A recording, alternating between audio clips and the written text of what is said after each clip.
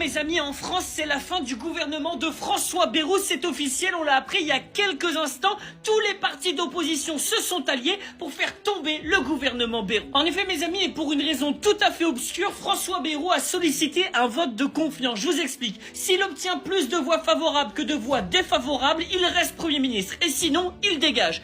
Et sachez, mes amis, que la gauche a déjà décidé qu'il dégage. Alors évidemment, c'est pas tellement étonnant de la part de la France Insoumise qui a d'ores et déjà expliqué qu'il votait contre la confiance à François Bayrou pour le faire dégager.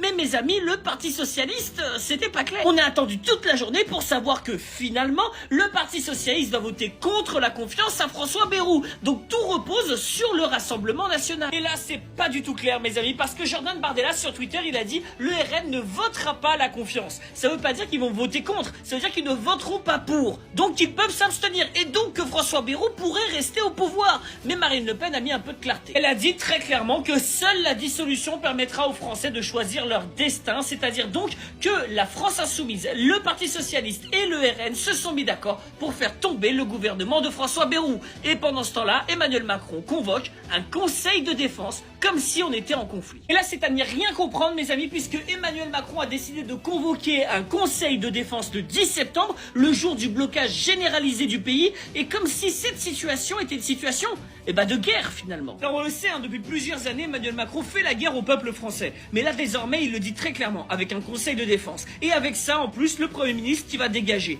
C'est peut-être la fin d'Emmanuel Macron. Cocorico et nous, on l'espère.